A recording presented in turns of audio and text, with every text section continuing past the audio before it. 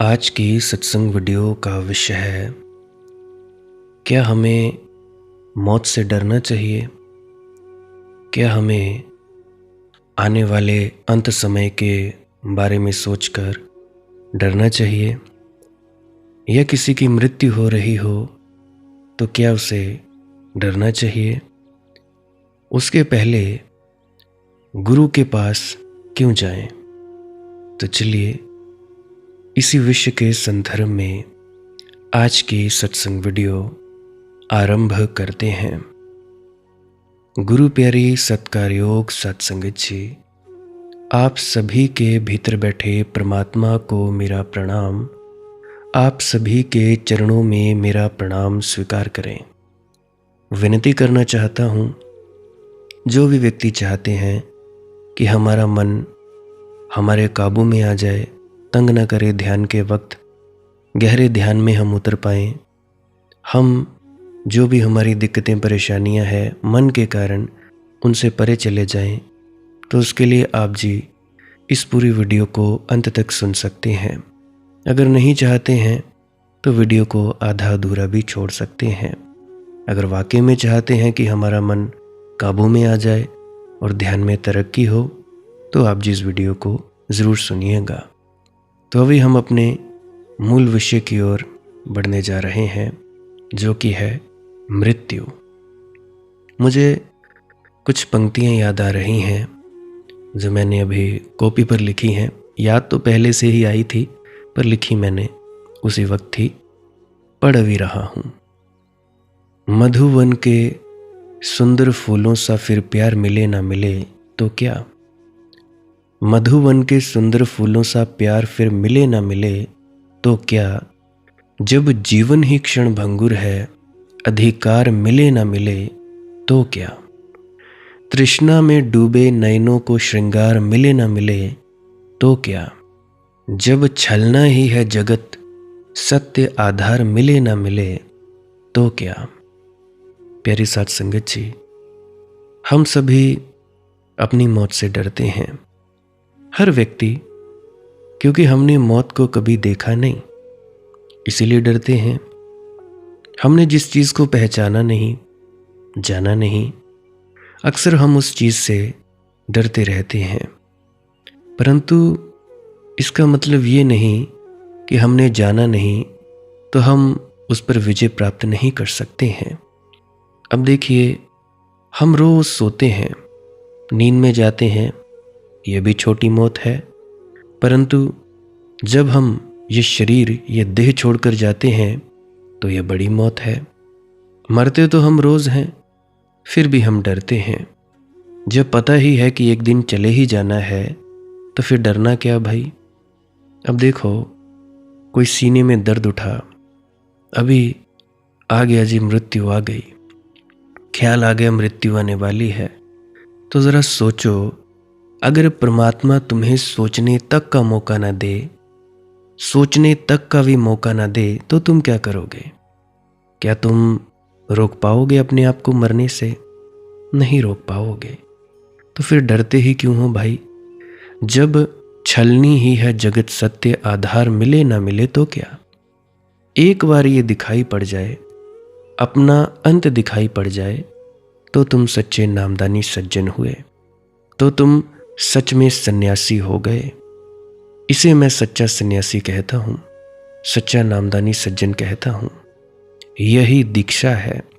मृत्यु दीक्षा देती है मनुष्य को, और कोई दीक्षा नहीं दे सकता। मौत ही सबसे बड़ा नामदान है। इसीलिए मृत्यु गुरु है, और इसीलिए गुरु को मृत्यु कहा है। आचार्यो मृत्यु। अभी जैसे मेरी वाणी सुनते हो, मेरे शब्द सुनते हो, तो पता नहीं तुम्हारे कितने विचारों की मृत्यु हो जाती है, कितनी तुम्हारी धारणाओं की मृत्यु हो जाती है। ऐसा होता है या नहीं? बिल्कुल होता होगा। और जो अपनी मृत्यु को स्वीकार नहीं करते, जो आगे नहीं बढ़ना चाहते, वो मुझे सुनना छोड़ देते हैं। अभी देख लिए कितने ज़्यादा सब्सक्राइबर्स हैं, सुनता कितने लोग हैं? वही 4-5-6 हज़ार व्यक्ति, उससे ज़्यादा तो कोई सुनता ही नहीं। क्योंकि किसी के पास वक्त ही नहीं कि अपनी मौत को देखो। देखो, गुरु को मृत्यु कहा है क्योंकि मृत्यु से बड़ा और कोई गुरु नहीं है। नचिकेता ने ही मृत्यु के देवता से दीक्षा नहीं ली थी। सभी नचिकेताओं को मृत्यु के देवता से ही दीक्षा लेनी पड़ती है, नामदान लेना पड़ता है। जो भी कभी सत्य की खोज पर निकलता है उसे मृत्यु से ही नामदान लेना पड़ता है, मृत्यु से ही दीक्षा लेनी पड़ती है। मृत्यु की दीक्षा के बिना दरवाजा ही नहीं खुलता अमृत का। तुम मृत्यु को पहचानो। गीता, कुरान, बाइबल, ये राधा स्वामी मत की पुस्तकें, निरंकारी मत की पुस्तकें, ये जैनी और भी कितनी ही पुस्तकें, इन पुस्तकों को पढ़ने से कुछ भी ना होगा। मृत्यु को पहचानो।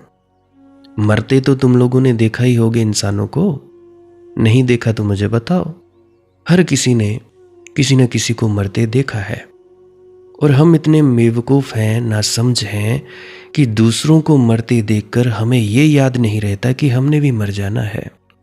अक्सर तो ऐसा होता है कि गीता, कुरान, बाइबल वैसे लोग पढ़ते हैं जो मृत्यु से डरे हुए हैं, मृत्यु के डर के कारण पढ़ते हैं, मृत्यु से बचने के लिए पढ़ते हैं कि कोई आश्वासन दे दे कि आत्मा अमर है, कि कहीं भरोसा भीतर बैठ जाए कि मुझे नहीं मरना है, कि मैं तो रहूँगा। इसीलिए लोग शास्त्र पढ़ते हैं, करनी नहीं करते, अमल नहीं करते, शास्त्र पढ़ते हैं, किताबें पढ़ते हैं, बड़े पंडित हो जाते हैं। कोई राधा स्वामी पंडित हुआ बैठा है, कोई निरंकारी पंडित हुआ बैठा है, अलग अलग तरह के पंडित। शास्त्र पढ़कर सांत्वना खोजते हैं ये लोग। बड़ी उल्टी बात है। देखिए, मृत्यु को पढ़ो तो शास्त्रों को समझ सकोगे। शास्त्रों को पढ़ा तो कहीं ऐसा ना हो जाए कि तुम मृत्यु को भी जुटलाने लगो। कहीं ऐसा ना हो जाए कि मृत्यु और अपने बीच एक पर्दा बना लो और वही पर्दा फिर तुम्हारे और परमात्मा के बीच पर्दा हो जाएगा। मृत्यु को तो देखना ही होगा आंख भरकर। मृत्यु इस जीवन का सबसे बड़ा सत्य है, सबसे सुनिश्चित, सर्वाधिक सुनिश्चित। और कुछ निश्चित नहीं है, बस मृत्यु ही निश्चित है। धन मिलेगा नहीं मिलेगा, पद मिलेगा नहीं मिलेगा, कोई कुछ कह नहीं सकता। एक बात निश्चित है कि मृत्यु मिलेगी। कुछ भी उपाय करो, मृत्यु मिलकर ही रहेगी। इधर जाओ कि उधर, भिखारी रहो कि सम्राट, मृत्यु मिलकर रहेगी।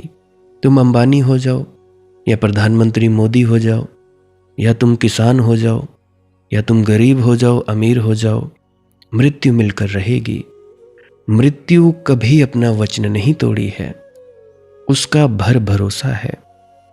इस जगत में अगर किसी पर श्रद्धा करनी हो तो मृत्यु पर ही करनी चाहिए, मौत पर।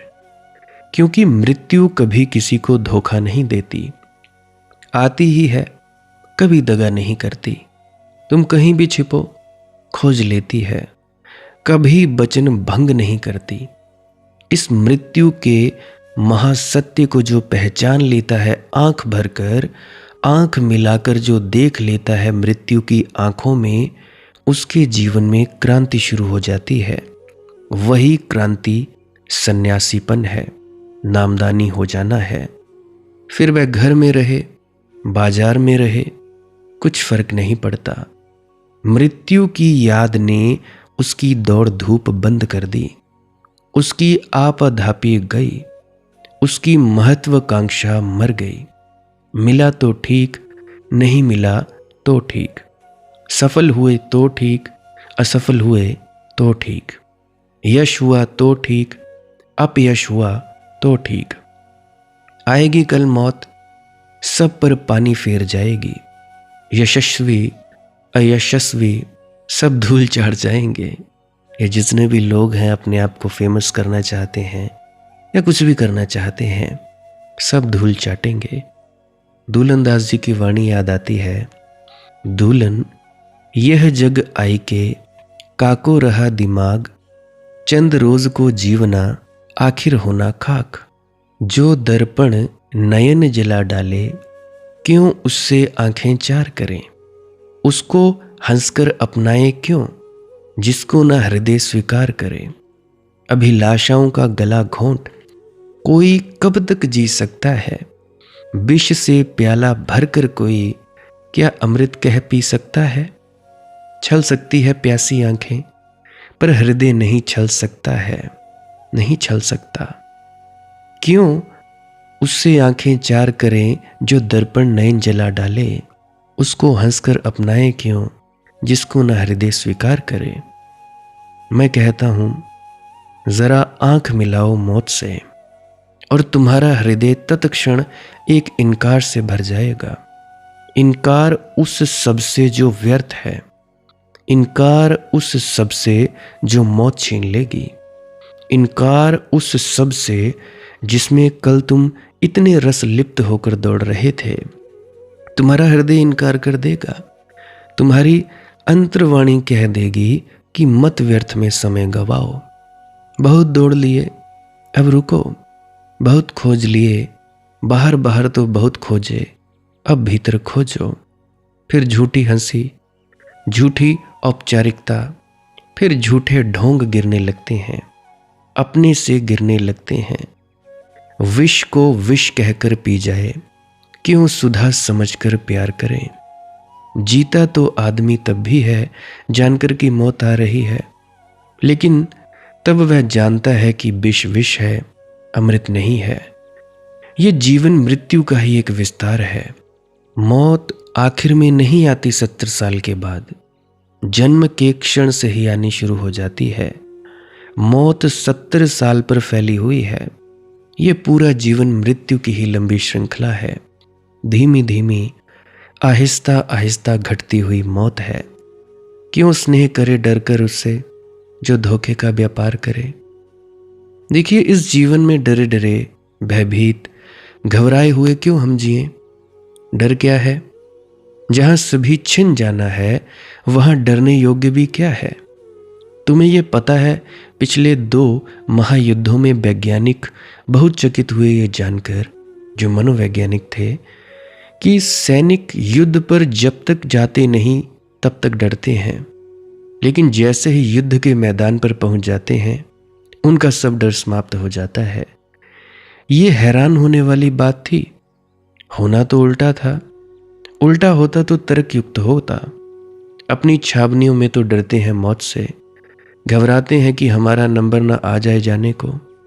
छाती धड़कती रहती, ठीक से सो नहीं सकते। रोज रोज सैनिक जा रहे हैं, आज नहीं कल हमारा नंबर आता होगा। लेकिन जब नंबर आ जाता है, और जब चल ही पड़ते हैं, और जब पहुंच ही जाते हैं रण क्षेत्र में, जहां गोलियां चल रही हैं, बम गिर रहे हैं, आग भड़क रही है, लोग मर रहे हैं, लाशें बिछी हैं, वहां जाकर एकदम भय समाप्त हो जाता है। मनोवैज्ञानिक बहुत चौंके इस बात से। ऐसा क्यों। यहां तो डर बढ़ना चाहिए। डर बिल्कुल समाप्त हो जाता है युद्ध के मैदान पर। कारण स्पष्ट हो गया। कारण यह है कि जब मौत सुनिश्चित ही मालूम हो जाती है, तो डर समाप्त हो जाता है। जब तक सुनिश्चित नहीं है, तभी तक डर है। जब सामने ही खड़ी है, जब मौत होनी ही है, तो अब होगी तो ठीक है, अब होगी तो होगी। फिर युद्ध के मैदान पर सैनिक ताश भी खेलते हैं। कल जिनके साथ ताश खेले थे, आज वे नहीं हैं। कल शायद हम भी नहीं होंगे, मगर फिर ताश खेलते हैं, शराब भी पीते हैं, रात मस्त होकर नाचते भी हैं, गीत भी गाते हैं। कल सुबह का कोई भरोसा ही नहीं है। खाई खंदकों में पड़े होते हैं, बम वर्षा हो रही है, और गीत गुनगुनाते हैं, प्रेम के गीत, प्रेयसियों के गीत, जगत के सौंदर्य के गीत। ये चमत्कार कैसे घटता है। गणित सीधा है। कितना ही तर्क के विपरीत मालूम पड़ता हो, मगर गणित सीधा है। जब मौत बिल्कुल निश्चित है, तो भय का कोई कारण नहीं रह जाता, और जहां भय नहीं है, वहां लोभ नहीं है। ये तुम ख्याल रखना। भय लोभ एक ही सिक्के के दो पहलू हैं। जितना भयभीत आदमी होता है उतना ही लोभी होता है, जितना लोभी उतना ही भयभीत। भयभीत नहीं होता तो लोभ भी नहीं होता, लोभ नहीं होता तो भय भी नहीं होता। दोनों साथ आते हैं, साथ ही जाते हैं। दोनों का गठबंधन है, दोनों में तलाक नहीं हो सकता। दोनों सदा से भांबर में बंधे हैं। आदमी डरता जरूर है, डर कर मौत से आंख चुराता है। ऐसे सिद्धांतों की आड़ ले लेता है जिनमें भरोसा है कि आत्मा अमर है। ऐसे सिद्धांतों की आड़ ले लेता है कि भगवान है और भगवान बचाएगा। मैं ज़रा पूजा कर लूँ, सत्यनारायण की कथा करा दूँ। हमारे यहाँ चौकी मीनार में जहाँ मेरा घर है, जहाँ मैं पैदा हुआ, वहाँ पे हमारे जो पड़ोसी हैं वो सत्यनारायण की कथा करवाते हैं। सत्यनारायण की कथा करवा दूँ, यज्ञ हवन कर लूँ, सत्संग सेंटरों में सेवा करवा लूँ, डेरों में सेवा करवा लूँ, फिर कोई डर नहीं। मंदिर हो आऊँ कि हर रविवार को चर्च हो आऊँ या सत्संग सेंटर, कि कभी कभी नमाज पढ़ लूँ, कि प्रार्थना कर लूँ, कि कभी वेद दोहरा लूँ या कभी नमोकार मंत्र का स्मरण कर लूँ। कुछ उपाय कर लूँ छोटे मोटे, फिर सब ठीक है। थोड़ी परमात्मा की खुशामद कर लूँ, उसी को तुम प्रार्थना कहते हो, स्तुति कहते हो। शायद खुशामद काम कर जाएगी। वह तो तारणहार है, वह बचाएगा। वह तो बचावनहार है, उसकी शरण गह लूं। मगर ये भय से हो रहा है सब, और लोभ से हो रहा है। और जहां भय है और लोभ है वहां धर्म की किरण नहीं उतरती। सिद्धांतों शास्त्रों में तुम क्यों जाते हो?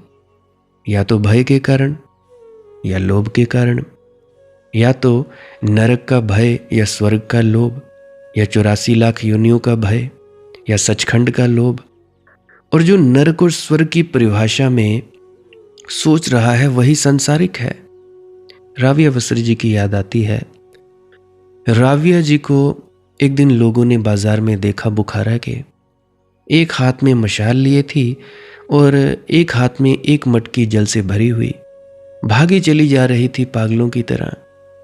राविया को लोग समझते थे कि थोड़ी दीवानी तो है मगर बड़ी प्यारी औरत थी। जैसे मीरा भारत में, ऐसी ही राविया वस्त्री जी भारत के बाहर। ऐसा किसी ने नहीं देखा था कभी राविया को भागते, हाथ में मशाल और एक मटकी लिए। लोगों ने पूछा, अरे राविया, कहाँ भागी जाती हो? पागल तो हम तुम्हें मानते ही हैं, मगर आज पागलपन की सीमा की बाहर है। ये मशाल किस लिए भरे दिन में? अभी सूरज निकला है, मशाल किस लिए? और ये हाथ में पानी की मटकी क्यों? तो राविया जी ने कहा, मैं जा रही हूं कि तुम्हारे नरक को डुबो दूं पानी से और तुम्हारे स्वर्ग में आग लगा दूं। क्योंकि जब तक तुम्हारा स्वर्ग और नरक नष्ट न हो तब तक तुम कभी धार्मिक न हो सकोगे। हे लोगों, तुम्हें यह कहने के लिए मैं बाजार में आई हूं। ये मशाल हाथ में ली है, मटकी हाथ में, ताकि कोई ना कोई पूछेगा तो मैं उत्तर दे सकूंगी। नरक और स्वर्ग जब तक हैं तब तक तुम संसारी हो। संसारियों ने ही नरक और स्वर्ग की बात की है, ज्ञानियों ने मोक्ष की बात की है, सचखंड की बात की है, उस सदा के लिए अनामी देश के परमात्मा की बात की है, नरक और स्वर्ग की नहीं। अब मोक्ष का क्या अर्थ है? लोभ से और भय से मुक्ति। सचखंड का क्या अर्थ है?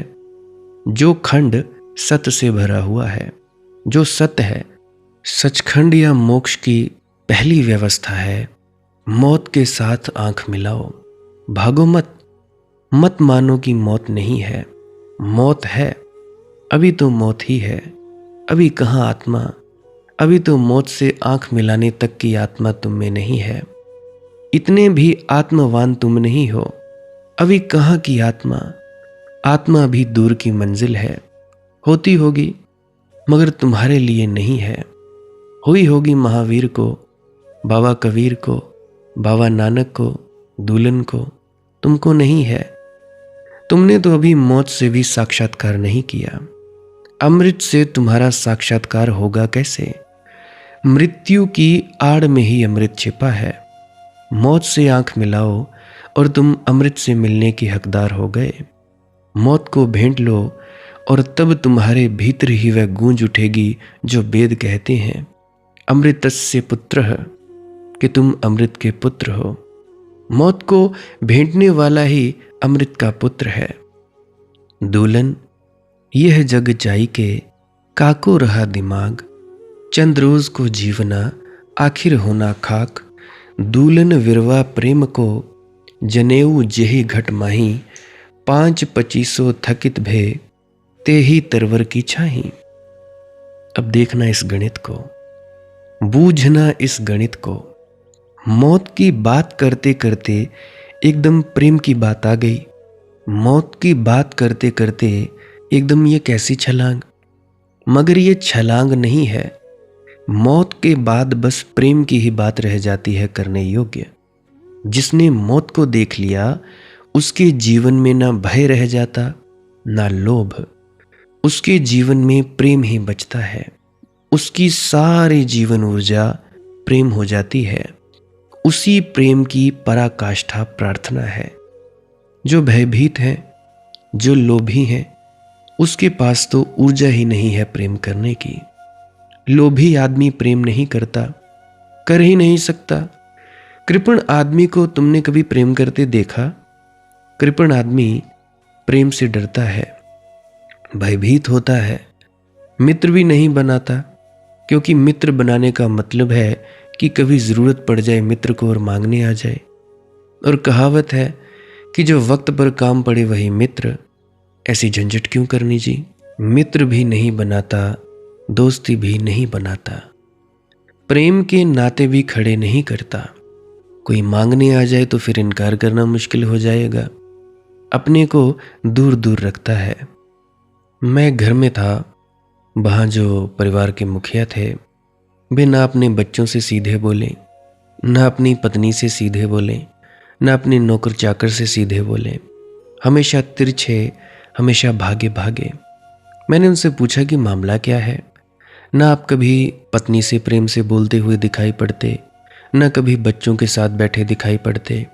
घर में नौकर चाकर हैं, वे भी आदमी हैं। आप उनकी तरफ देखते ही नहीं, जैसे वे है ही नहीं। आपको मैं देखता हूँ घर से एकदम भागते हुए दुकान की तरफ, दुकान से घर की तरफ आते हुए।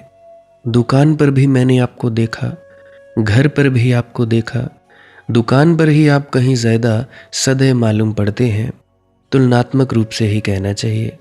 तो उन्होंने कहा, इसके पीछे बात है। जिस दिन भी पत्नी से प्रेम से बोलो कि बस उपद्रव चालू हुआ, कि वह कहती है कि जौहरी की दुकान पर एक नया हार आया है, बस प्रेम से बोले नहीं कि उसने जेब में हाथ डाला नहीं, कि एक नई सीढ़ी खरीदनी है, कि अब कार पुरानी पड़ गई है, अब नई ले डालो। बच्चों से प्रेम से बोलो कि उनका जेब में हाथ गया। किसी को साइकिल खरीदनी है, किसी को बंदूक खरीदनी है, किसी को कुछ खरीदना है, किसी को कुछ। नौकर चाकरों की तरफ देखो तो उनकी तनख्वाह बढ़ाने का मौका आ गया।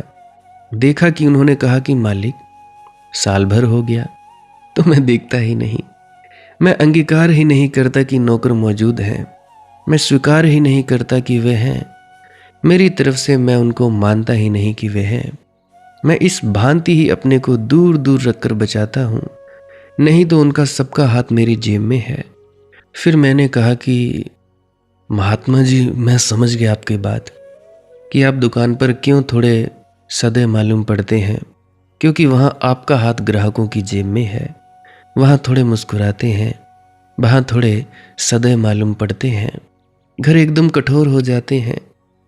तो कृपण व्यक्ति प्रेम से भयभीत होता है। और कृपण कोई क्यों होता है? भय के कारण कृपणता होती है। सोचता है धन इकट्ठा कर लूं तो सुरक्षा रहेगी, वृद्धावस्था में काम आएगा, बीमारी में, असमय में, दुर्घटना में। जब कोई साथ नहीं देगा तब भी धन साथ देगा। जब मित्र की काटने लगेंगे तब भी धन साथ देगा। जब बच्चे अपने अपने रास्तों पर चल पड़ेंगे तब भी धन साथ देगा। तो धन इकट्ठा कर लूं, धन दुर्दिन का साथी है। भयभीत होकर धन को इकट्ठा करता है, भयभीत होकर लोभी हो जाता है, और जितना लोभी हो जाता है उतना भयभीत हो जाता है, क्योंकि फिर उसे डर लगने लगता है कि मेरे पास इतना धन है, कोई ले ना ले, कोई चोरी ना हो जाए, कोई बैंक का दिवाला निकल आए, कहीं धंधे में घाटा ना लग जाए। ये जरा तुम देखना, जैसे जैसे भय से लोभ पैदा होता है वैसे वैसे लोभ से भय पैदा होता है। जिनके पास बहुत धन है वे सो ही नहीं पाते, उससे अच्छे तो हम हैं जिनके पास है ही नहीं। चलो है, ज़रूरत के लिए है, आखिर नींद तो गहरी आती है, 9-9 10-10 घंटे सोते हैं, जितना काम किया खा लिया सो लिए, बस काम कर लिया। तो जिनके पास बहुत धन है वे सो ही नहीं पाते, क्योंकि रात दिन उनको चिंता लगी रहती है कि कहीं कोई नुकसान हो जाए। जिनके पास कुछ भी नहीं है वे निश्चित सो जाते हैं, है ही नहीं कुछ, चिंता भी क्या हो। जिसके पास कुछ है वह तो न जागता न सोता न जीता, फिक्र में ही लगा रहता है, सुरक्षा ही करता रहता है। भय लोभ को बढ़ाता है, लोभ भय को बढ़ाता है, और तुम्हारी सारी ऊर्जा इन्हीं दो में बह जाती है। प्रेम बने तो कैसे बने? प्रेम का बिरवा रोपो तो कहाँ रोपो, भूमि नहीं बचती, बस घास पात ही उगाता है। यही कंटीली झाड़ियाँ लोभ की और भय की, यही नागफनी के झाड़ लोभ और भय के फैलते चले जाते हैं। गुलाब उगे तो कहाँ उगे, जगह नहीं बचती। चंपा खिले तो कहाँ खिले, जगह नहीं बचती। तुम्हारे पास ऊर्जा भी नहीं बचती, सुविधा भी नहीं बचती, अवकाश भी नहीं बचता। प्रेम के लिए अवकाश चाहिए भैया, प्रेम के लिए ऊर्जा चाहिए। प्रेम के फूल बड़े कोमल फूल हैं, जब तक उनकी साज संभाल ना हो वे नहीं खिलते। और अभागा है वह जिसके जीवन में प्रेम नहीं, क्योंकि उसे छाया ना मिलेगी, ना उसे अनुभव होगा संतोष का कभी, ना परितोष की वर्षा होगी उस पर, ना उसे कभी परितृप्ति मालूम होगी। जब खिलते हैं फूल प्रेम के तुम्हारे जीवन में, तभी तुम भरे पूरे होते हो, तभी तुम्हें लगता है कि आया और व्यर्थ नहीं आया, सार्थक हुआ। जैसे फूल से भर जाता है वृक्ष, लद जाता है दुल्हन की भांति, ऐसे तुम जब फूलों से लद जाते हो प्रेम के, तब तुम्हारे जीवन में भी कृतार्थता होती है। दुल्हन विरवा प्रेम को जनेऊ जेहि घट माही। इसीलिए मृत्यु से एकदम प्रेम की बात शुरू होती है। प्रेम को तुमने समझ लिया तो भय गया, लोभ गया। भय की जरूरत नहीं है, मृत्यु होगी ही, कितना ही डरो बच नहीं सकते, तो बचने की जरूरत ही क्या है, प्रयोजन ही क्या है, भागने का अर्थ क्या है। और जब बच ही नहीं सकते और जो भी तुम बचाओगे वह मौत छीन ही लेगी, तो फिर लोभ का अर्थ क्या है। फिर लोभ और भय का गणित टूट गया, वह तर्क सरणी व्यर्थ हो गई, और तब तुम्हारे पास इतनी ऊर्जा बच जाती है जो लोभ में लग गई थी, भय में लग गई थी, वह सारी की सारी ऊर्जा बच जाती है। वह ऊर्जा प्रेम बनती है, दुल्हन विरवा प्रेम को। अब प्रेम के विरवे को रोपा जा सकता है। अब तुम्हारा हृदय खाली है, अब तुम्हारे इस शून्य में प्रेम फैल सकता है। प्रेम का विरवा अब जमाओ, अब घड़ी आ गई।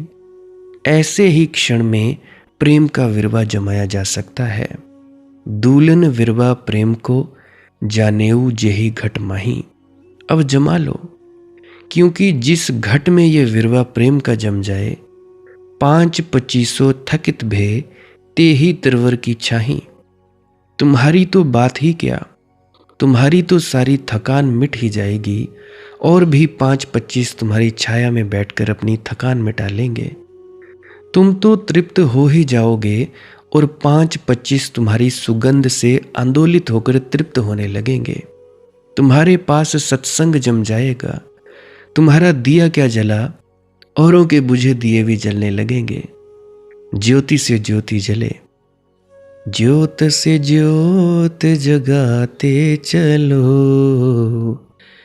ज्योत से ज्योत जगाते चलो, प्रेम की गंगा बहाते चलो।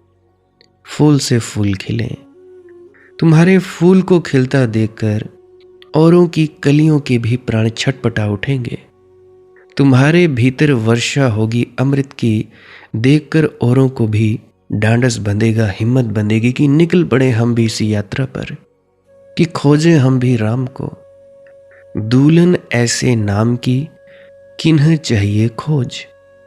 किसी सद्गुरु को देखकर, किसी उपलब्ध पुरुष को देखकर, जिसके प्रेम के विरवे में फूल आ गए, तुम्हारे भीतर भी ये खोज पैदा होनी सुनिश्चित है। बिल्कुल पक्की बात। थोड़ा सा प्रेम तुम्हारे भीतर जगे तो ही तुम्हारे भीतर परमात्मा को पहचानने वाली पहली आंख, पहली बार पलक खुले। तुम प्रेम से भरो तो परमात्मा है, तो ही परमात्मा है। मत पूछो कोई और प्रमाण, कोई और प्रमाण नहीं है। तुम प्रेम से भरो तो परमात्मा है, प्रमाण ही प्रमाण है। मगर तुम प्रेम से भरो तो मैं प्रेम को परमात्मा का एकमात्र प्रमाण कहता हूं।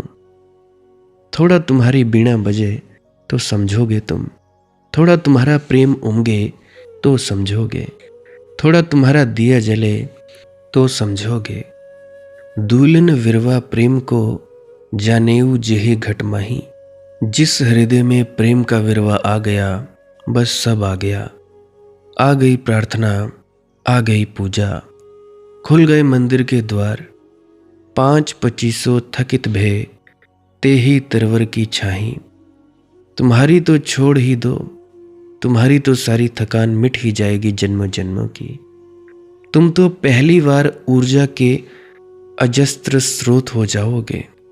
तुम्हारे भीतर से तो अनंत धन प्रकट होने लगेगा। तुम तो धनी हो ही जाओगे। ये तो बात ही नहीं है, लेकिन तुम्हारे आसपास 5-25 वृक्ष की छाया के नीचे बैठ जाएंगे। उनकी थकान भी मिटेगी, उनके प्राण भी जुड़ेंगे और तुम्हारे भीतर बहती रसधार, उनके भीतर रसधार की संभावना की याद दिलाएगी उन्हें, स्मरण कराएगी उन्हें, सुधि जगाएगी उनके भीतर।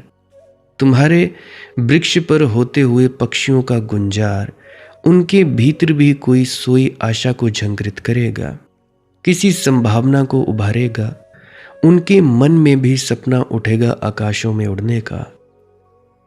उनके पंख भी फड़फड़ाएंगे, उनको भी स्मृति आ जाएगी कि ये मेरे भीतर भी हो सकता है। यही हरापन, यही फूल, यही पक्षियों के गीत, यही छाया, यही माधुर्य, यही रस का झरना मेरे भीतर भी टूट सकता है। एक व्यक्ति ज्ञान को उपलब्ध होता है, अनेकों के लिए रास्ता बन जाता है। एक व्यक्ति उस किनारे तक पहुंचता है, अनेकों को पुकार सुनाई पड़ जाती है। धृग तन धृग मन धृग जन्म, धृग जीवन जग माही। दुल्हन प्रीति लगाए जिन्ह और निवाही नहीं। दुल्हन कहते हैं, ख्याल रखना, लेकिन ये प्रेम का पौधा बड़ा कोमल है, बड़ा सुकोमल, बड़ा नाजुक है। ये घास पात नहीं है कि अपने आप उगाए हैं, कि भैंसें चरती रहें तो भी उगता रहे, बच्चे खेलते कूदते रहें तो भी उगता रहे, कि लोग इस पर से गुजरते रहें तो भी उगता रहे। ये प्रेम का विरवा कोमल गुलाब का पौधा है, अति सुकोमल है। पैदा मुश्किल से होता है, मर बड़े जल्दी जाता है। जमाना कठिन, उखड़ना बहुत आसान। ऊंचाइयों के रास्ते ऐसे ही होते हैं, पहुंचना बहुत मुश्किल, भटक जाना बहुत आसान, चढ़ना कठिन, गिर जाना आसान। जितनी ऊंचाई पर पहुंचोगे उतने संभल कर चलना पड़ेगा। और प्रेम सबसे बड़ी ऊंचाई है, उसके पार और कुछ भी नहीं है। धृग तन धृग मन धृग जन्म। इसीलिए कहते हैं, ख्याल रखना, धिक्कार है तुम्हारे तन को, धिक्कार है तुम्हारे मन को, धिक्कार है तुम्हारे जन्म को, धिक्कार है तुम्हारे जीवन को। अगर प्रेम का पौधा लगे और उखड़ जाए, बात बनते बनते बिगड़ जाए। दुल्हन प्रीति लगाए जिन्ह और निवाही नाही।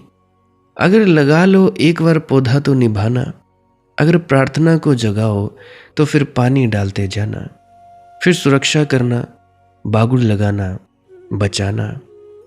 और स्मरण रहे, चूंकि यह संसार प्रेम से शून्य है, प्रेम से रिक्त है। जब भी किसी व्यक्ति के जीवन में प्रेम का विरवा लगता है, चारों तरफ से उसे तोड़ने और नष्ट करने वाले लोग आ जाते हैं। चारों तरफ से अपने भी पराये हो जाते हैं, मित्र भी दुश्मन हो जाते हैं। कोई ये बर्दाश्त नहीं कर सकता कि तुम्हारे भीतर और प्रेम का पौधा लग जाए। क्यों? क्योंकि तुम्हारा प्रेम का पौधा उनके लिए आत्मग्लानि का कारण हो जाता है। उनके अहंकार को चोट लगती है, उनके अभिमान को भारी घाव पहुंचते हैं। तुम पाने लगे और मुझे नहीं मिला, अभी मैं नहीं पहुंचा और तुम पहुंचने लगे। ये वे बर्दाश्त नहीं कर सकते। वे सब तुम पर टूट पड़ेंगे।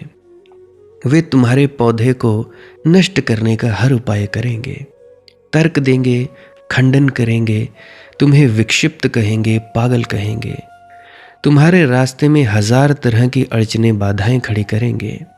तुम्हारे गुलाब के पौधे पर हजार पत्थरों की वर्षा होगी। सजग होना, जितनी बड़ी संपदा हो उतना ही आदमी को सजग होना चाहिए। कहीं बात बनते बनते बिगड़ ना जाए। बनते बनते बिगड़ जाती है। बिगड़ना इतना आसान है और बिगाड़ने वाले इतने लोग हैं। सारा वातावरण प्रेम के विपरीत है, प्रेम का विरोधी है, दुश्मन है, शत्रु है। सारा वातावरण घृणा, वैमनस्य, ईर्ष्या से भरा है। प्रेम की यहाँ जगह कहाँ? सबके घरों में घास पात की खेती हो रही है। तुम्हारे घर में गुलाब के फूल खिलेंगे, पास पड़ोस के लोग बर्दाश्त नहीं करेंगे। तुमने अपने को समझा क्या है? गुलाब के फूल बो रहे हो? पहले तो हंसेंगे, पागल कहेंगे, और अगर तुम अपनी जिद में लगे रहो, अपने संकल्प से भरपूर डूबे ही रहो, ना समझ कहेंगे, दीवाना कहेंगे, हंसेंगे, उपेक्षा करेंगे। लेकिन तुम माने ही नहीं और अपनी खेती में लगे ही रहे, और तुमने गुलाबों की खेती करके दिखा ही दी, तो जिन्होंने तुम्हें पागल कहा था, विक्षिप्त कहा था, हंसे थे, उपेक्षा की थी, वे सब टूट पड़ेंगे। तुम्हारे खेत को नष्ट कर देना चाहेंगे, क्योंकि तुम्हारा खेत इस बात का प्रमाण है कि वे भी जो हो सकते थे नहीं हुए हैं। और ये भी कोई बर्दाश्त नहीं करता। कोई नहीं कर सकता कि मैं हार गया हूँ, कि मैं असफल हूँ, कि मेरा जीवन एक दुर्घटना है। फिर उनकी भीड़ है, तुम अकेले हो। वे बहुत हैं, उनकी संख्या है, उनकी सत्ता है, उनकी शक्ति है। बहुत संभलना भैया, बहुत होशपूर्वक चलना। इसलिए संतों ने संघ बनाए ताकि तुम अकेले न रह जाओ। कुछ संगी साथी हों, कम से कम कुछ ही सही। थोड़ा संग साथ रहेगा, थोड़ी हिम्मत रहेगी, थोड़ा बल रहेगा, एक दूसरे को हिम्मत देने का अवसर रहेगा। बिल्कुल अकेले ना पड़ जाओगे। धृग तन, धृग मन, धृग जन्म, धृग जीवन जग माही। दूलन प्रीति लगाए जिन्ह, और निवाही नाही। कितने प्यारे वचन है। परमात्मा रोज बरस रहा है तुम्हारे प्रेम के विरवे के लिए, मगर तुम कुछ ऐसे बेहोश हो कि सावन रोज रोज बरसता है, फिर भी तुम्हारे आंगन के विरवे को जल नहीं मिल पाता। द्वारे तक सावन तो वर्षा है रोज रोज, आंगन का विरवा पर प्यासा ही सूख गया। परमात्मा प्रति पल बरस रहा है, वरसता ही रहा है।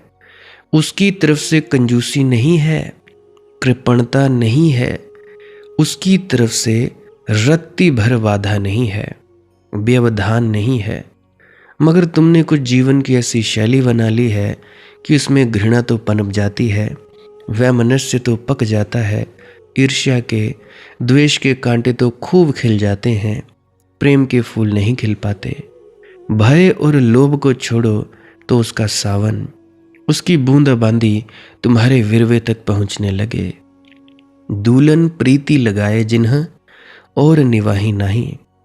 अभागे हैं वे लोग जिन्होंने लगाई भी और निभाई ना। तो उनके दुर्भाग्य की तो बात ही क्या करना, जिन्होंने लगाई ही नहीं, निभाने की तो बात ही ना उठी। उनकी तो बात ही नहीं की दुल्हन ने, उनको तो छोड़ ही दो गिनती के बाहर। वे तो रहे ना रहे बराबर, वे तो हुए ही नहीं, मानो कि हुए ही नहीं, जन्मे ही नहीं वे सभी, वे कभी भी नहीं जन्मे। जन्मे वे जिनके जीवन में प्रेम की थोड़ी सी सुराग तो मिली, जरा सा रंध्र तो खुला था रोशनी के लिए, मगर उसको भी बंद कर लिया। और समझना, जब भी प्रेम जगता है तो भय पैदा होता है, घबराहट पैदा होती है, क्योंकि प्रेम का एक ही अर्थ होता है, अहंकार का समर्पण करना होगा। जहां भी प्रेम पैदा होता है वहां अहंकार विसर्जन करना ही होता है, और वहीं भय पकड़ता है। हम अहंकार को पकड़ते हैं, चाहे प्रेम मरे तो मर जाए। प्रेम को पकड़ो, अहंकार को मरने दो। अहंकार तो सिर्फ भिक्षा पात्र है, टूटा फूटा। प्रेम संपदा है, प्रेम समाधि है, प्रेम सब कुछ है। प्रेम की ही नौका तुम्हें उस पार ले जा सकती है। जा दिन संत सताइया, ता छिन उलट खलक, छत्र खसै धरती धसै, तीनों लोक गरक। जिनके जीवन में प्रेम पूरा जग गया है, उन्हें संसार सताने को आतुर हो जाता है।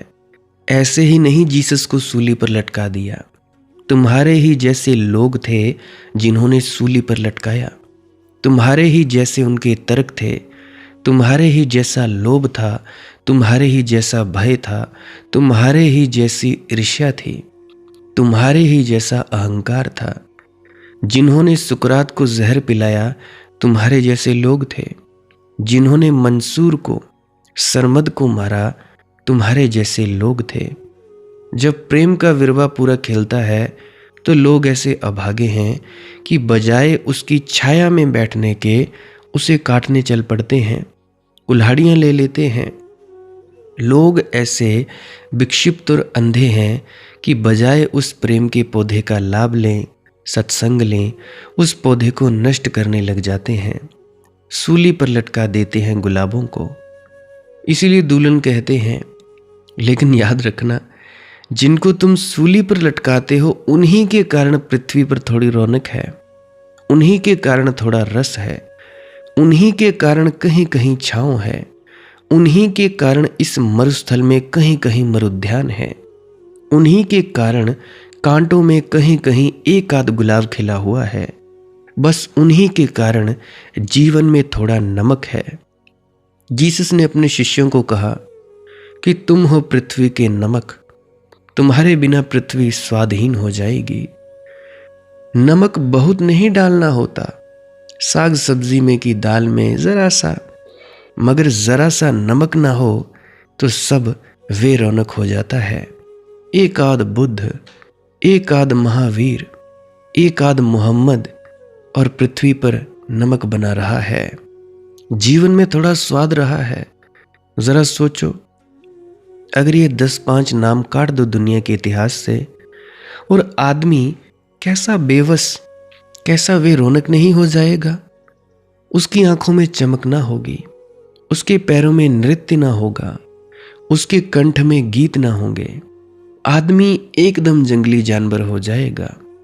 इन थोड़े से लोगों ने ही आदमी को आदमियत दी है, संस्कार दिया है, सभ्यता दी है, इन थोड़े से लोगों के कारण ही। और मजा यह है कि तुम्हारे विपरीत, तुम्हारे बावजूद तुम्हें संस्कार दिया है। तुम नहीं चाहते तो भी इनकी छाया तुम्हें थोड़ा सा विश्राम दे गई थी, और इनकी गंध तुम्हें थोड़ा गंधायित कर गई है, और इनकी किरण तुम्हें छू गई है और थोड़ी सी रोशनी दे गई है। तुम्हारे बावजूद, तुम्हारे विपरीत, तुमने इन्हें सूली दी है और यही तुम्हें सिंहासन दे गए हैं। इनके ही कारण तुम थोड़े से मनुष्य हो। तुम्हारे भीतर जो थोड़ी सी संभावना है दिए के जल उठने की, वह उनके कारण है जिनको तुमने बुझा दिया है। दुल्हन जी कहते हैं, जा दिन संत सताइया ता छिन उलट खलक। जिस समय संत सताए जाते हैं उस समय सारी सृष्टि उल्टी हो जाती है। तुम अपने ही पैरों पर कुल्हाड़ी मार लेते हो। तुम जिस डाल पर बैठे हो उसी को काटने लगते हो। जा दिन संत सताइया ता छिन उल्ट खलक। जरा सोचो, जिस दिन जीसस को सूली लगी उस दिन अस्तित्व कैसा ना रोया होगा। उस दिन परमात्मा की आंखों से कितने ना आंसू गिरे होंगे, अब तक भी रुके ना होंगे। जिस दिन जीसस को लोगों ने सूली दे दी उस दिन परमात्मा को किस गहन अपमान का अनुभव नहीं करना पड़ा होगा। जिनके लिए आता है वही सूली दे देते हैं। सावन की घटाएं जिनके लिए गिरती हैं वे अपने विरवे को बचा लेते हैं। चारों तरफ तंबू लगा देते हैं कि कहीं वर्षा ना हो जाए विरवे पर, कहीं विरवे में हरियाली ना आ जाए, कहीं विरवे में फूल ना खिल जाए। मनुष्य अपना ही दुश्मन है। जा दिन संत सताइया ता छिन उलट खलक। उस दिन सृष्टि उल्टी हो जाती है जब संत सताए जाते हैं, मगर संत सताए जाते रहे हैं और सृष्टि उल्टी है। अभी वह दिन नहीं आया जब जीवित संतों का सत्कार हो सकेगा। हाँ, मुर्दा संतों का सत्कार होता है क्योंकि मुर्दा संतों से तुम्हें कोई अड़चन नहीं है। मुर्दा संत तुम्हारा कुछ बिगाड़ नहीं सकते, तुम्हारा कुछ बदल नहीं सकते। मुर्दा हैं, खुद ही मुर्दा हैं, तुम्हारा क्या करेंगे। जीवित संतों का अभी तक सत्कार नहीं हुआ है। महावीर मर जाएं तो पूजो, जिंदा रहें तो पत्थर मारो, कानों में सलाखें खोस दो, गांव गांव भगाओ, टिकने मत दो, निंदा करो ये नंगा आदमी। बुद्ध जिंदा हो तो पत्थर मारो, पागल हाथी छोड़ो, चट्टाने सरकाओ कि दब जाए और मर जाए, और मर जाए तो मूर्तियां बनाओ। इतनी मूर्तियां बनाओ कि सारा पृथ्वी मूर्तियों से भर जाए। तुम भी बड़े खूब हो, अजीब लोग हो। जीसस जब जिंदा थे तब तुमने उसको माना नहीं, सूली लगाई, आज तुम उसी का गुणगान करते हो। गुरु नानक जब जिंदा थे तब तुमने उनका इतना अपमान किया, आज उनके गुरुद्वारे बना रहे हो। गुरु रविदास जब जिंदा थे तब तो उनको तुमने माना नहीं, आज उनकी झांकियां निकाल रहे हो, गुरु रविदास के जन्मदिन मना रहे हो, और जो उनकी वाणी है उस पर चल नहीं रहे हो। क्या कहता है गुरु, क्या हमारे पुराने बुजुर्ग दीन कह गए, उसकी कोई बात नहीं। बड़े अजीब लोग हो तुम सब, और जरा भी फर्क नहीं पड़ा है। बात अब भी वैसी की वैसी है भाई, सब कुछ वैसा का वैसा है। अभी भी तुम यही कर रहे हो, अभी भी तुम यही करोगे। जा दिन संत सताइया ता छिन उल्ट खलक। छात्र खसै, उस दिन आकाश खिसका जाता है अपनी जगह से। धरती धसै, पृथ्वी पश्चाताप से अपने में ही सिकुड़ जाती है, धंस जाती है, अपने में ही डूबकर मर जाना चाहती है।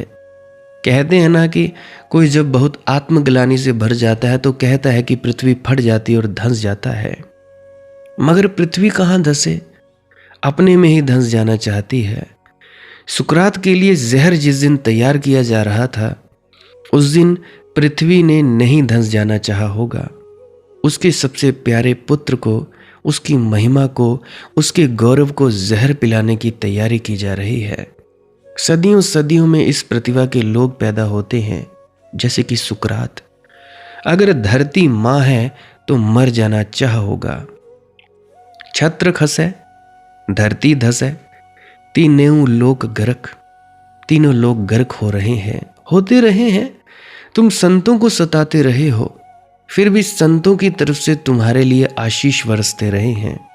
जीसस ने मरते वक्त भी कहा, हे प्रभु इन सबको माफ कर देना, क्योंकि इन्हें पता नहीं कि ये क्या कर रहे हैं। नाराज मत होना इन पर। कतहूं प्रकट नैनन निकट, कतहूं दूर छिपानी, दूलन दीन दयाल ज्यों मालव मरुपानी। मुझे बात याद आती है गुरु गोविंद सिंह जी की। लहू लुहान है, जंगल में है, फिर भी क्या कहते हैं, मित्र प्यारे नू हाल मुरीदां दा कहना, मित्र प्यारे नूं हाल मुरीदां दा कहना। पिता की मृत्यु हो गई, पिता का बलिदान हो गया, बच्चे बलिदान कर दिए, फिर भी मित्र प्यारे नूं हाल मुरीदां दा कहना। कतहूं प्रकट नैनन निकट, कतहूं दूर छिपानी, दूलन दीन दयाल ज्यों मालव मारू पानी। परमात्मा खोजो तो इतने पास है कि जितनी की तुम्हारी आंखें तुम्हारे पास हैं।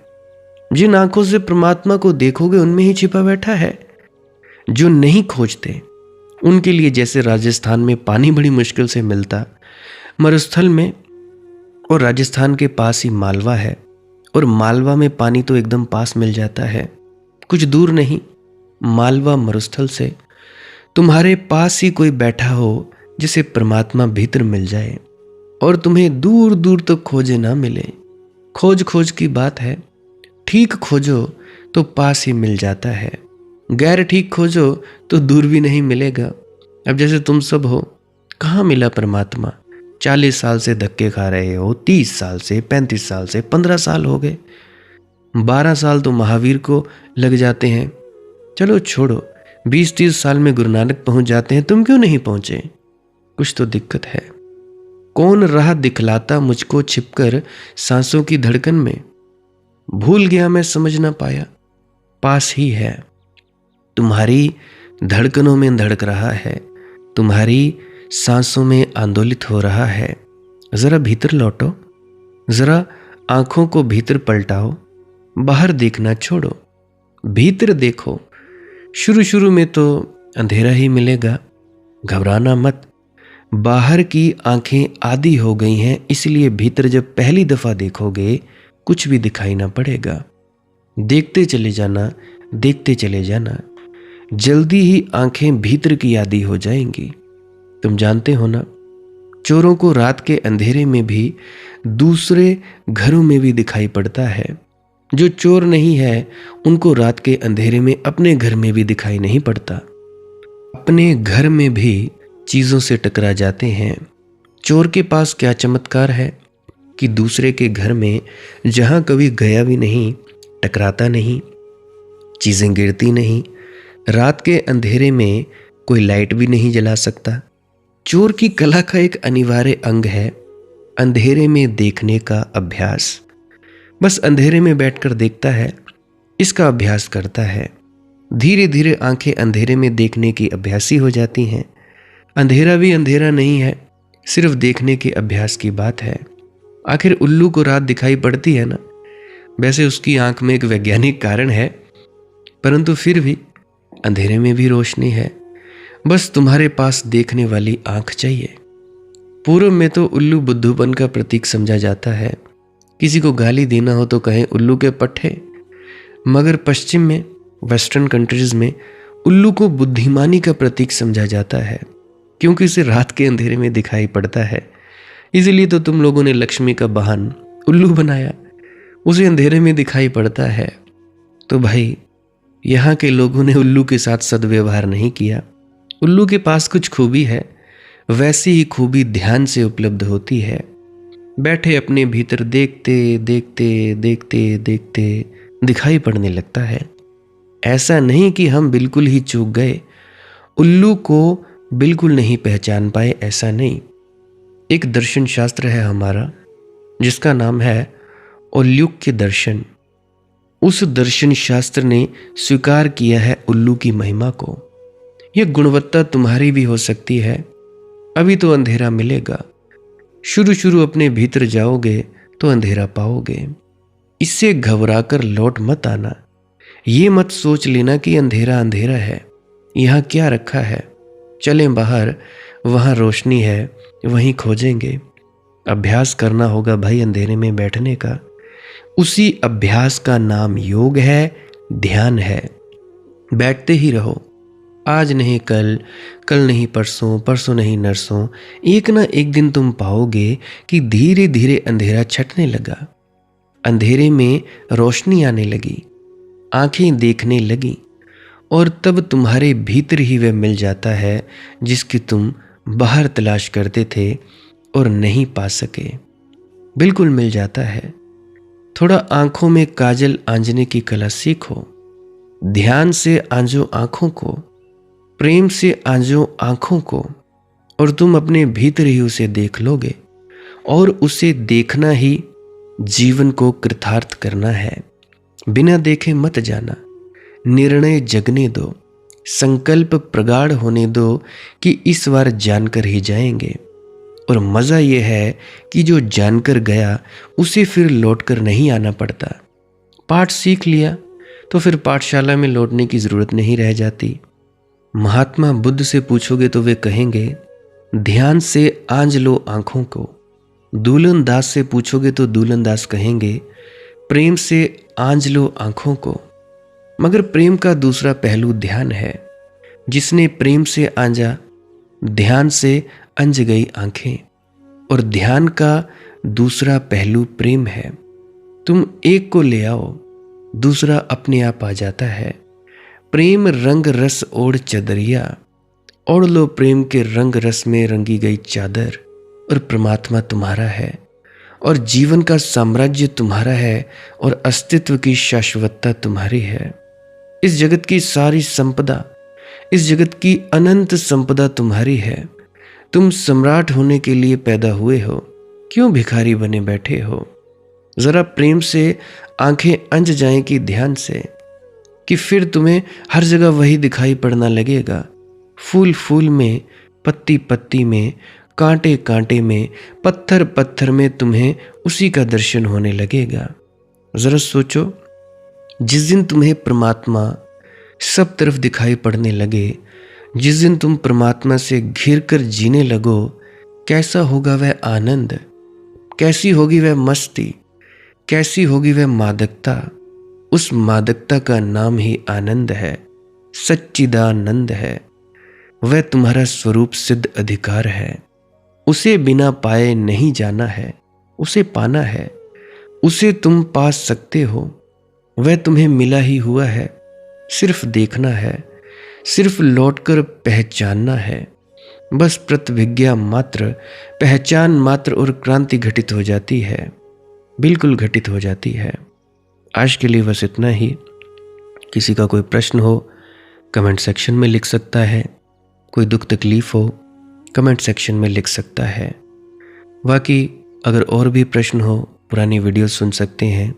इसी वीडियो में आनंद आया हो तो बार बार सुन सकते हैं। और जिनको एड्स से दिक्कत है, एड्स आती हैं, वो डाउनलोड करके इस वीडियो को अवश्य सुन सकते हैं। जैसी आपकी इच्छा, जैसा आपको ठीक लगे वैसा आप जी कर सकते हैं। अगर कोई दुखी है, परेशान है, सच में प्यासा है और अपने दुखों से आनंद की तरफ आना चाहता है, तो उस व्यक्ति को इस वीडियो को शेयर कर सकते हैं, वरना आपकी मौज है। भजन सिमरन क्या है, श्वास क्रिया क्या है, उसके बारे में मैं भी एक क्लिप लगाए देने वाला हूँ। कृपया उस क्लिप को भी ज़रूर सुनकर जाइएगा। परंतु ये बात ध्यान में रखना कि जो जाप करते हैं हम, उससे हमारी ऊर्जा भी क्षीण होती है, तो ज़्यादा जाप ना किया जाए तो यही बेहतर है। करीब करीब 5-10 मिनट किया जाए तो ठीक है। बाकी आपकी मौज है, आपकी इच्छा है, जैसा आपको ठीक लगे वैसा कर सकते हैं। सुझाव देना मेरा काम है, मानना ना मानना आप लोगों की इच्छा है। जैसा आपको ठीक लगे वैसा करिए। तो अभी वो क्लिप लगाने वाला हूँ, उसको भी अवश्य सुनकर जाइएगा। भजन सिमरन क्या है? भजन और सिमरन दो अंग हैं। सिमरन है कुछ शब्दों का जाप करना जो आपको आपके सद्गुरु द्वारा बताए जाते हैं। कोई भी जाप हो सकता है, कोई भी शब्द हो सकते हैं। करना क्या है, किसी कमरे में बैठ जाइए, या रात को बैठ सकते हैं, सुबह बैठ सकते हैं, या जब भी आपको फुर्सत के लम्हे मिले बैठ सकते हैं। तो जब बैठें तो शरीर को बिना हिलाए डुलाए बैठना है। जो बैठ नहीं सकता तो वो लेट जाए, जो चौकड़ी नहीं मार सकता वो टांगे सीधी कर ले। कोशिश ये रहनी चाहिए कि ज़्यादा से ज़्यादा वक्त शरीर को बिना हिलाए डुलाए बैठा जाए। उसके बाद अपने शब्दों का जाप शुरू कर दें। आंख बंद रखें, आंखों पर ज़्यादा जोर नहीं लगाना है, कोई कष्ट नहीं देना है, नहीं तो सर में दर्द होगा और फिर आप लोगों को परेशानी हो सकती है। तो आपने क्या करना है, चुपचाप शांत होकर बैठे रहना है, शब्दों का जाप शुरू कर देना है। जितनी देर भी आप करना चाहो, आधा घंटा, पौना घंटा, 10 मिनट, 15 मिनट, या जितनी भी आपको आपके सद्गुरु द्वारा दिया गया निर्देश है, जितना निर्देश है उसका पालन कीजिए। और उसके बाद दूसरा स्टेप करना बड़ा ही ज़्यादा ज़रूरी है। वो क्या है? वो उसी अवस्था में बैठे रहें या आसन भी बदल सकते हैं। ये जो शब्दों का जाप होता है ये एकाग्रता के लिए होता है, ताकि मन की एकाग्रता आ जाए। और जब मन की एकाग्रता आ जाए फिर दूसरा कदम क्या है? धुन सुनने के लिए बैठना। चुपचाप बैठे रहें, आंख बंद है, शब्दों का जाप बंद कर देना है। और अगर कोई भी आपके गुरु महाराज है उनको आप स्मरण कर रहे थे, याद कर रहे थे, आंखों के सामने शक्ल ला रहे थे, तो उसको लाना बंद कर दीजिए। शब्द धुन सुन रही है तो सुनते रहिए, आंख बंद करके अंधेरे में ही टिके रहें। टिके रहना है और ये इच्छा नहीं करनी है कि कुछ दिखे, कहीं पहुंचा जाए, परमात्मा को पाना है, ये करना है, वो करना है। याद रखें, ना कुछ समझना है, ना कुछ देखना है। ऐसे ही अज्ञानी होकर इसी अंधेरे में पड़े रहें। इसी अंधेरे में पड़े रहना है बस। उसके बाद जो होगा सो होगा। और अगर कोई अनुभव हो भी गया तो इससे ये नहीं कि अगली बार फिर से कामना करनी है कि ये वैसे ही हो। कामना ही सबसे बड़ी अड़चन है, इच्छा ही सबसे बड़ी अड़चन है, किसी चीज की तृष्णा करना ही सबसे बड़ी अड़चन है, मांग ही वासना है। अगर परमात्मा चाहिए तो कुछ नहीं मांगना है, चुपचाप बस बैठो, अपने आराम में बैठो, अपने विश्राम में बैठो। धीरे धीरे धीरे वो होगा जो होना चाहिए। अगर मैं ज़्यादा बोलूँगा तो आप लोग फिर से उसकी कल्पना कर लोगे कि जी ऐसा होता है, खंड ब्रह्मांड ऐसे होते हैं, चांद तारे दिखेंगे, फलाना ढिकाना। तो मैं ऐसा नहीं कहूँगा। मैं बस इतना कहूँगा, जो कुछ दिखता है, कुछ भी दिख जाए, वो मन है, वो माया है। जो नहीं दिखता वही आत्मा है, वही आत्मा में होना है। अब जैसा कि तुम लोग इसी अंधेरे में टिके रहोगे, टिके रहोगे, टिके रहोगे, तो कुछ दिनों के बाद या महीनों के बाद एक प्रकाश आएगा। वो प्रकाश पूरे शरीर में फैलता जाएगा और धीरे धीरे तुम इस प्रकाश के सहारे अपने आप में स्थित होगे। अब देखो, इस प्रकाश को देखने वाले भी तुम हो और इस शब्द धुन को सुनने वाले भी तुम हो।